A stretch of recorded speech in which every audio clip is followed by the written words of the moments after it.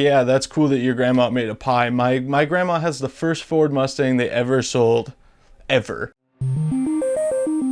It's no secret that the Ford Mustang is a staple of American car culture. In fact, it's 80% of American states' favorite sports car.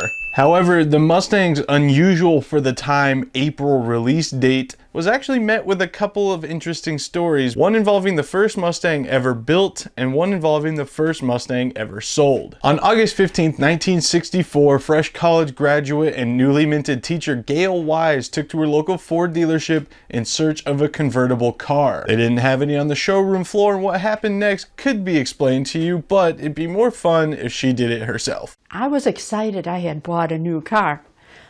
But when everybody was staring at me in the car, it was like, wow, what did I buy? I was really impressed because like even the police cars would flag me over like this to just slow down so they could look at the car. When we walked in the door, I told the salesman I wanted a convertible. He said, I have no convertibles on the floor, but come in the back room with me. I have something special to show you. And in the back room, under the tarp, was this baby blue convertible. I said, oh yes, I really wanted that one. So I bought it on the spot. I found out that there was one Ford Mustang that was purchased on April 16th, and I thought to myself, well, my wife's car is purchased on the 15th, so I started looking further and further, and now we're convinced that this is the first one sold.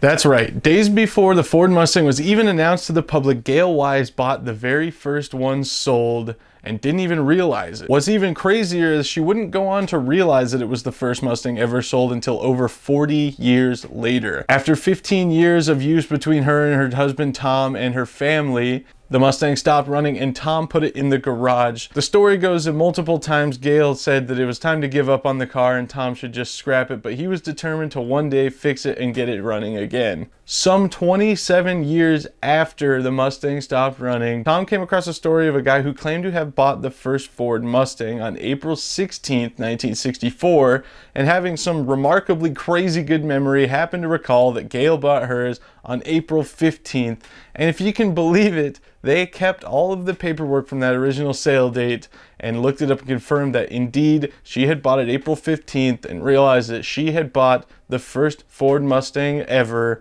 40 years after it happened. Imagine having that kind of street cred in a grandma. Kids at school just like, yeah, that's cool that your grandma made a pie. My grandma has the first Ford Mustang they ever sold, ever. You can't win that one. My grandma's pretty cool, but that's next level. And to round off an even crazier part of this already insane story, Gail and Tom still own this car. It's been fully restored, painted its original color, and Ford even takes Gail and the Mustang out to some special events like the 50th anniversary of the Mustang, and I'm sure they'll have it out for the 60th anniversary of the Mustang as well. While Gail Wise does have the first Mustang ever sold, airline pilot Captain Stanley Tucker bought something that is arguably more special. See, when Ford wanted to roll out the Mustang in April, which was still an exotic thing in 1964, they wanted to be sure that every Ford dealership would have a Mustang to display the day they announced them to the public. That meant that Ford was sending out pre-production cars to dealerships so that they would have something to display the day they were announced. Every Ford dealer got a car, and the dealership that happened to be furthest away from Ford was in Newfoundland, Canada, and it was the first to receive a car. Because it was the first to receive a car, it received Mustang serial number 1. The first Mustang ever built, period. Boom, that's it. The first one. As was the case with Gail Wise, Stanley Tucker bought this Mustang before it was supposed to be for sale. However, he didn't get away with it in the same manner that Gail did. Unfortunately, he made a little bit of a deal with the dealership that they could keep it for a couple weeks for display purposes before he was allowed to take it. But the salesman described it as the easiest sale ever. Stanley Tucker just walked in and said, I want that car, and they worked out a deal. Now, as cool as that sounds to have the first Mustang ever built, it was a pre-production model, so it wasn't fully spec'd out as it should have been, leaving the factory to go to a customer.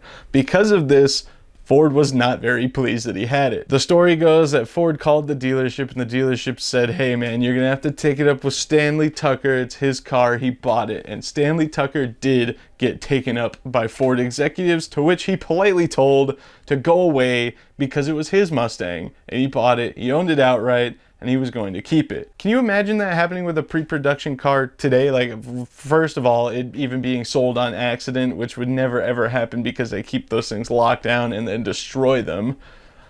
But just the audacity of the guy to be like, well, no, I bought it and it's mine. And Ford kind of just went, yeah, I guess you have a point. I don't think Ford would give into that point anymore. However, Ford did not give up. In 1966, after 2 years of trying, they finally got Stanley Tucker to agree to a trade deal for a brand new, fully loaded 1966 Mustang convertible. You might think that seems a little unfair given they're not trading something equally as special for the first Mustang ever made. It is the first Mustang ever made, but you'd be wrong, because the Mustang that they traded Stanley Tucker for, the first Mustang ever built, was Mustang number 1 million. Stanley Tucker became the man who owned both the first and 1 millionth Mustang ever built, and that is a title that probably no one is ever going to have any sort of similarity and be able to hold at any point ever again.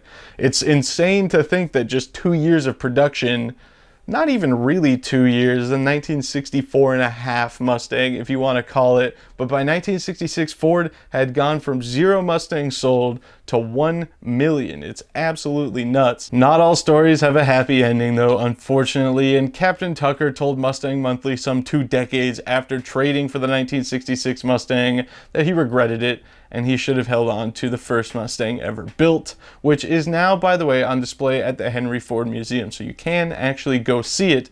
And recently there's a fairly touching story about the guy who sold the car to Captain Tucker. There was a GoFundMe venture put together so he could go see the car in person. So he did actually get to go visit the car he sold way back in 1964. It gets worse, unfortunately. The 1966 Mustang number 1 million, is currently unaccounted for. Captain Tucker got rid of it after years of snowy use up there in Newfoundland, Canada, using it every day just like any other car. If the mysterious disappearing Shelby GT500 prototype got found decades after it was lost, sitting in the field in the middle of nowhere, it's not entirely impossible that the 1 millionth Mustang is still out there somewhere waiting for somebody with a bunch of money to rescue it and bring it back to its former glory. Please, if somebody has the resources, go get that thing. It would be the coolest end to this already insane story. Overall, these Mustang stories are not just crazy for Mustang stories, they're crazy for the automotive world as a whole. It's just something that we'll never ever see again, and if nothing else, it gives insane insight to how popular the Mustang was upon its release, that multiple were sold